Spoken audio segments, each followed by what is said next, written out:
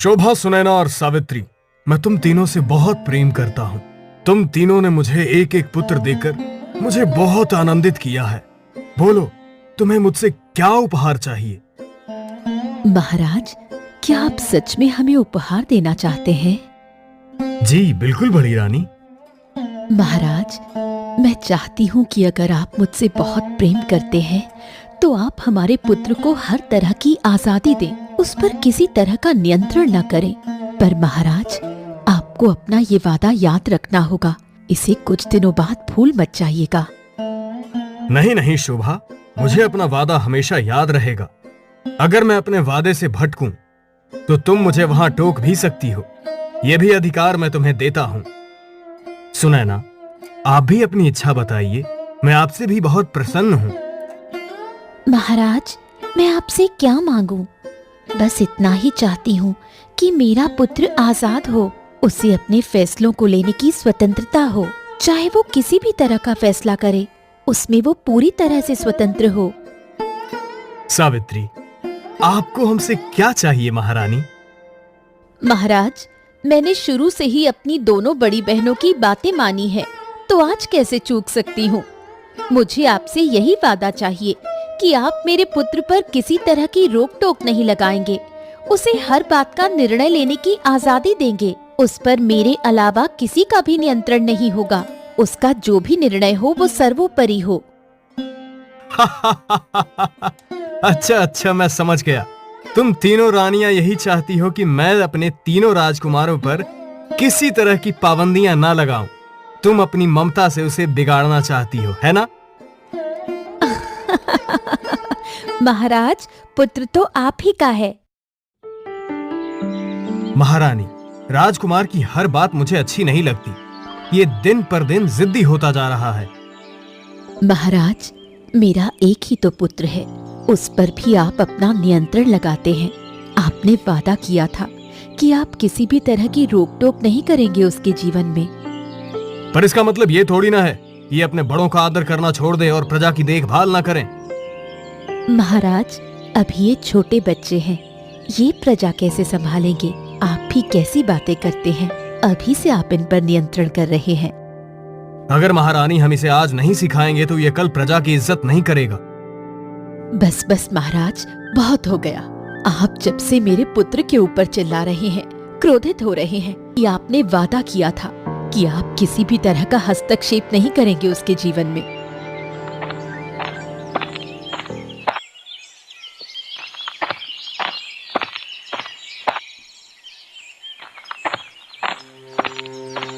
डांटा? मेरे पुत्र को डांटा? तुमने मेरे पुत्र को किस अधिकार से डांटा? तुम्हारी इतनी मजाल कैसे हुई? क्षमा महारानी, क्षमा। मेरा कोई अधिकार नहीं है कि मैं राजकुमार को डांटूं। पर दासी, फिर तुमने राजकुमार को क्यों डांटा? महाराज, राजमहल में राजगुरु भ्रमण कर रहे थे और राजकुमार उधर खेल रहे थे, तो राजकुमार की गेंद राजगुरु के पैरों पर लग गई। राजगुरु को कहीं थोड़ी सी चोट आई तो मैंने राजकुमार को कहा कि आप राजगुरु से क्षमा मांगिए और उनसे कहिए कि मुझसे गलती हुई है, राजगुरु क्षमा कर दीजिए। हाँ दासी, तुमने बिल्कुल सही किया। इसमें गलत क्या था? दासी, तुम्हारी इतनी मजाल कि तुमने मेरे पुत्र राजकुमार को राजगुरु से क्षमा मांगने के लिए कहा।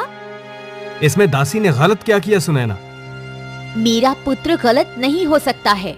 राजगुरु वहाँ पर भ्रमण कर रहे थे, वो बड़े हैं, उन्हें पता है कि राजकुमार वहाँ खेल रहे हैं। मेरे पुत्र को इस चीज का ज्ञान नहीं है। महागुरु को खुद सोचना चाहिए था और किनारे होकर चलना चाहिए था। इसमें मेरे पुत्र को क्षमा मांगने की बात कहाँ से आ गई?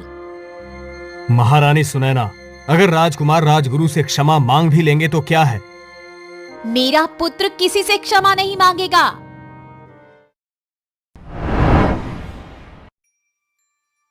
महाराज, आपको एक सूचना देनी है। जी बोलिए मंत्री जी, क्या सूचना है? महाराज, मुझे मेरे गुप्तचरों से खबर मिली है कि छोटे राजकुमार अभय का चरित्र ठीक नहीं है। उन्हें शराब की लत लग गई है। ये क्या बोल रहे हो मंत्री जी? आप सत्य बोल रहे हो ना? जी महाराज, ये खबर पक्की है, तभी मैंने आपको ये सूचना दी। महारानी, ये मैं क्या सुन रहा हूँ? जी बोलिए महाराज, आपको क्या सुनने को मिला? हमारा सबसे छोटा पुत्र अभय, वो नशे की लत में लग गया है। उन्होंने मदिरा पान शुरू कर दिया है। अरे महाराज, आप इतनी सी बात पर घबरा गए? ये तो राजा महाराजाओं के शौक होते हैं, और हमारा युवराज भी तो कभी महाराज बनेगा। तो क्या हो गया अगर उसने मदिरा पान कर लिया तो? महारानी, ये आप कैसी बातें कर रही हैं? हमारे राज्य में कोई भी मदिरा पान नहीं करता है। और अगर युवराज अभय ने मदिरा पान किया तो महाराज की क्या इज्जत रह जाएगी? तुम तो ऐसे बात कर रहे हो मंत्री, जैसे मेरे राजकुमार अभय ने कुछ गलत कर दिया हो। ये राजा महाराजाओं के शौक होते हैं। मेरा बेटा महाराज का बेटा है, तो अगर उसने ये शौक कर भी लिया तो क्या गलत किया? रानी, आप उसके गलत शौक को बढ़ावा दे रही हो। उसका ये आचरण आपको बहुत भारी पड़ेगा। महाराज, आप बुरा ना माने तो एक बात कहूं? हाँ हाँ मंत्री, तुम मेरे शुभ चिंतक हो, तुम जो चाहे कह सकते हो। महाराज, आपके तीनों राजकुमार का चरित्र ठीक नहीं है। महारानियों ने अपने लालन पोषण और ममता के कारण उन्हें बिगाड़ दिया है। मुझे अपने राज्य की बहुत चिंता होने लगी है। आपके बाद ये राजकुमार प्रजा की देखभाल कैसे करेंगे? मैं सब कुछ जानता हूँ, पर मैं बहुत विवश हूँ। ऐसी क्या विवशता है महाराज, जो आप अपने राज्य को अपने हाथ से निकलने दे रहे हैं? जब ये तीनों राजकुमारों का जन्म हुआ था, तब मैं बहुत प्रसन्न था, और मैं महारानियों को एक एक वचन दिया था कि वो कुछ भी मुझसे मांग सकती है। तब तीनों महारानियों ने अपने पुत्रों के लिए स्वतंत्रता, उनके जीवन में कोई भी रोक टोक करने वाला नहीं, वो अपनी स्वयं इच्छा से कुछ भी करें, उसमें मेरा कहीं भी दखल अंदाजी नहीं होना चाहिए।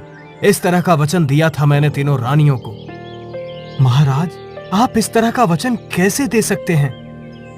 महामंत्री, पुत्र मोह में और अपनी पत्नियों के प्रेम में मैंने इस तरह का वचन दे दिया, जिसका भुगतान मुझे आज करना पड़ रहा है। मुझे पता है मेरा राज्य घनघोर संकट में है। ये वस्तु तो बहुत सुंदर लग रहे हैं, ये हमें दे दो, हम पहनेंगे इसे। जी राजकुमार, पर इसको आपको 100 रुपए देना होगा। 100? वो भी तुम्हें? किस बात के? राजकुमार, वस्त्रों का 100 रुपए।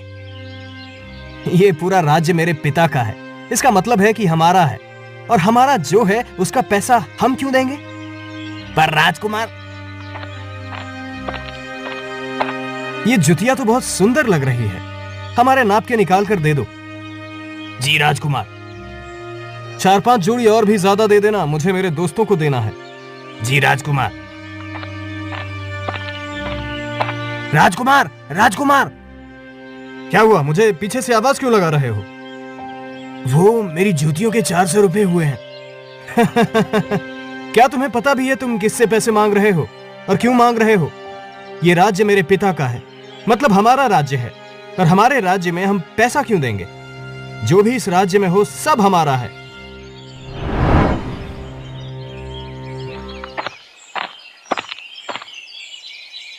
महाराज, महाराज, राजकुमार आज प्रजा के बीच बाजार में गए थे और उन्होंने कुछ सामान खरीदा और उनका कर नहीं चुकाया उन्होंने।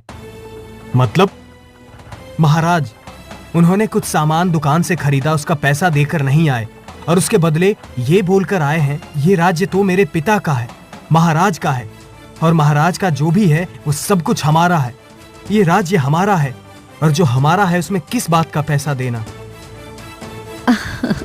ये मेरे बेटे ने कहा, बहुत खुशी हो रही है। सही बात है, प्रजा भी उसकी है, महाराज भी उसके हैं, और सारा साम्राज्य भी उन्हीं का है, तो किस बात का पैसा देना?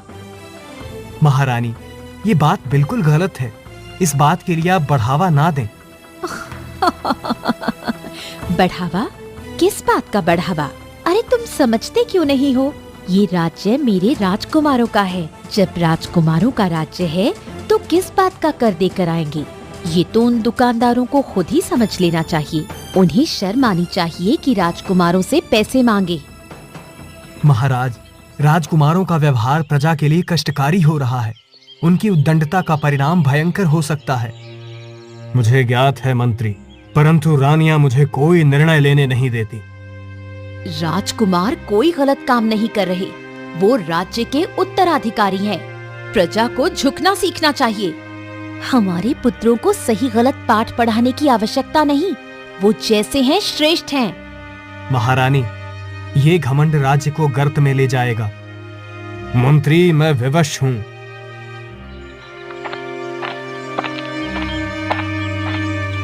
ये कौन है, इतनी सुंदर, जैसे कोई अप्सरा? मैं साहूकार की बेटी हूँ राजकुमार। तुम्हें रानी बनाऊंगा। इसे अपने जाल में फंसा ले। राज्य के अधिकार का ये अच्छा अवसर है। मैं आपकी बेटी से विवाह करना चाहता हूँ, उसे रानी का सम्मान दूंगा। हम आपकी बात टाल नहीं सकते, पर हमारी एक छोटी सी शर्त है। शर्त? बोलो। दहेज में हमें राज्य चाहिए। राज्य? पर दहेज तो लड़की वाले देते हैं ना। आप राजकुमार हैं, राज्य तो आपका ही रहेगा। हमारे यहाँ पर लड़की वालों को लड़के वाला ही दहेज देता है। नाम मात्र का दहेज है बस। पिताजी, मैं साहूकार की बेटी से विवाह करना चाहता हूँ, लेकिन राज्य दहेज में देने की बात पागलपन है। महाराज, ये हमारे पुत्र की खुशी का सवाल है। आप मना नहीं कर सकते। क्या हमारे पुत्र का प्रेम आपको दिखता नहीं? महाराज, ये राज्य को दांव पर लगाने जैसा होगा। ये गलत है। मंथन के बाद अगर मेरे परिवार की यही इच्छा है तो मैं सहमत हूं। अब राज्य हमारा है। शून्य दृष्टि से मैंने ये क्या कर दिया?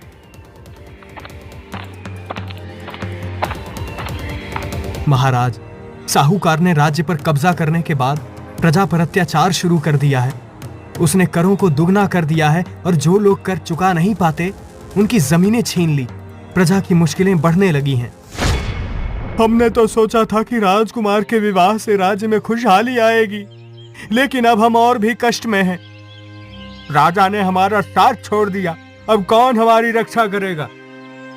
राजा और उनकी 3 रानियां महल से बाहर हो चुके हैं। वो शहर के एक कोने में एक छोटे से घर में रहने लगे हैं। भोजन जुटाने के लिए भी राजा को मेहनत करनी पड़ती है। हमने अपने बेटों की खुशी के लिए सब कुछ दांव पर लगा दिया और अब ये दिन देखना पड़ रहा है। ये मेरी गलती थी। मैंने राजकुमारों को उनकी जिम्मेदारी सिखाने में असफलता पाई। तुम्हारी माँ ने मेरे पिता से राज्य छीन लिया। ये न्याय नहीं है। तुम्हें पहले ये सब सोच लेना चाहिए था।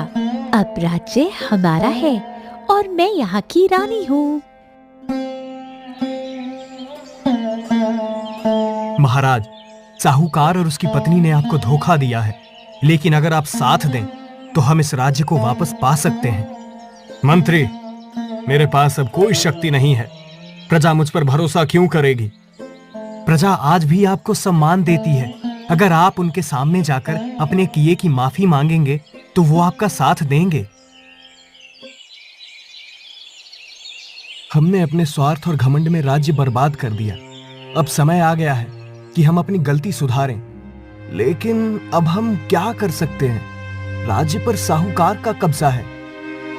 हम अपने पिता और मंत्री के साथ मिलकर इसे वापस लेंगे।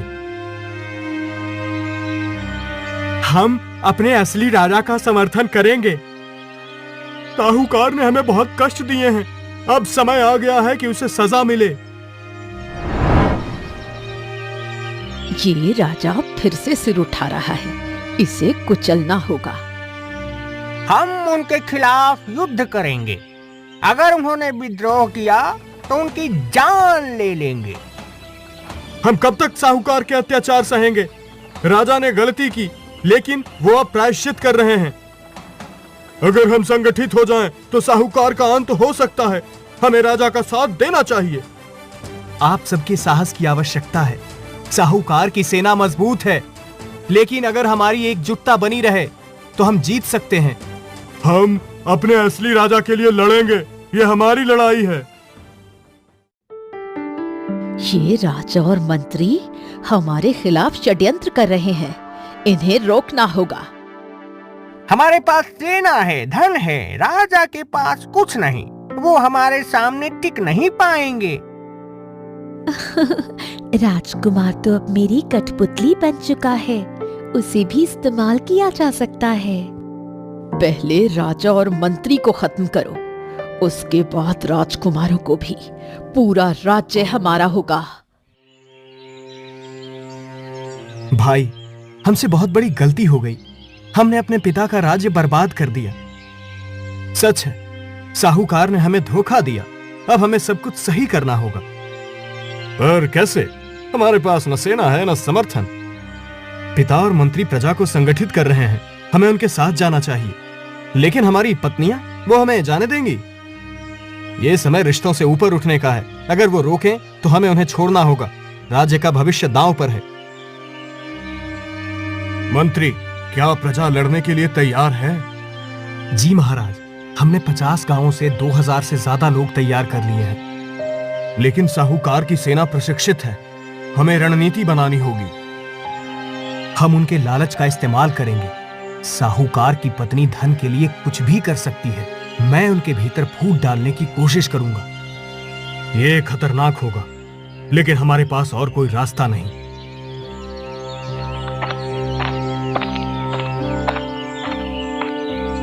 प्रजाजन, मैं आपका अपराधी हूं। मैंने अपने पिता और इस राज्य के साथ विश्वासघात किया। अब मैं आपके साथ हूं। क्या हमें भरोसा करना चाहिए? ये तो वही राजकुमार है जिन्होंने हमें सताया था। आपका गुस्सा सही है, लेकिन अगर हम एकजुट नहीं हुए तो साहूकार और उसकी सेना हमें हमेशा के लिए दबा देगी। ये हमारा प्रायश्चित है, हमें एक मौका दें। राजकुमार भाग गए? ये कैसे हुआ? ये हमारे खिलाफ जा रहे हैं। हमें तुरंत कुछ करना होगा। वो पिताजी के साथ मिलकर हमारे खिलाफ योजना बना रहे हैं। हमें पहले राजकुमारों को खत्म करना चाहिए। मैं अपने जासूस भेजती हूँ। हमें उनकी हर चाल का पता लगाना होगा। महाराज, हम आपके साथ हैं। आप हमें लड़ने का आदेश दें। मैं आपका धन्यवाद करता हूं। ये लड़ाई आपके और आपके भविष्य के लिए है। हम इसे जीत कर रहेंगे। हमारा पहला कदम होगा साहूकार की सेना को कमजोर करना। हम उन्हें आपस में लड़ने के लिए उकसाएंगे और हम युद्ध का नेतृत्व करेंगे। हमें इतनी मेहनत के बाद भी वेतन नहीं मिलता। साहूकार केवल अपना खजाना भर रहा है। सच है, राजा के समय ऐसा नहीं था। हम राजा के साथ हैं। हम राजा का साथ देंगे। ये हमारी अंतिम लड़ाई होगी। हमें हर हाल में जीतना होगा। हम अपने असली राजा के लिए लड़ेंगे। साहूकार को उसकी लालच की सजा मिलेगी। हमने जो गलती की उसे सुधारने का समय आ गया है। महाराज, हमारी सेना तैयार है, लेकिन हमें एक रणनीति चाहिए जो साहूकार और उसकी पत्नी के लालच को हमारे पक्ष में मोड़ दे। मंत्री, ये तुम्हारी बुद्धि का समय है। राज्य को बचाने के लिए हमें हर कदम सावधानी से रखना होगा। पिताजी, हमसे जो भी गलती हुई, हम उसे सुधारने के लिए हर जोखिम उठाने को तैयार हूं। हम इस लड़ाई में सबसे आगे रहेंगे। ये हमारा प्रायश्चित है। युद्ध में केवल ताकत नहीं, चतुराई की भी आवश्यकता होती है। साहूकार और उसकी पत्नी लालची हैं। हम इस कमजोरी का फायदा उठाएंगे।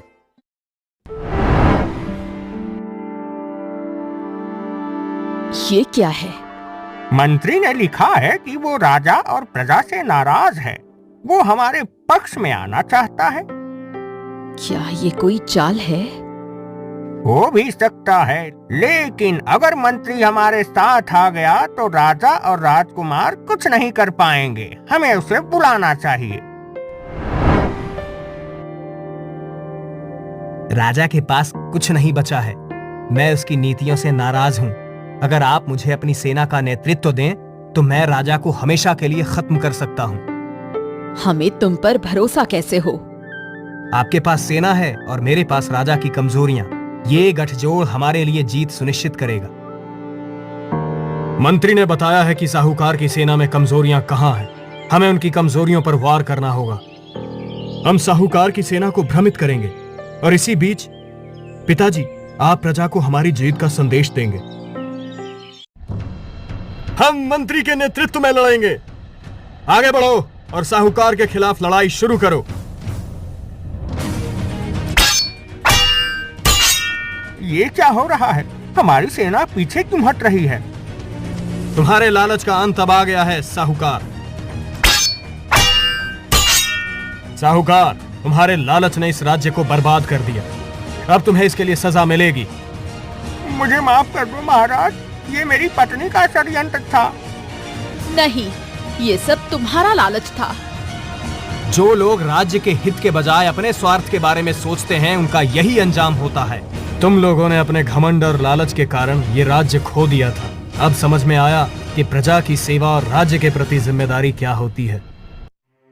हम अपने व्यवहार के लिए क्षमा चाहते हैं। अब से हम राज्य के लिए ईमानदारी से काम करेंगे। ये हमारे लिए एक नया आरंभ है। हमारे असली राजा वापस आ गए। महाराज, अब हमें विश्वास है कि राज्य का भविष्य उज्जवल होगा। ये सब प्रजा और मंत्री के समर्थन के कारण संभव हुआ है।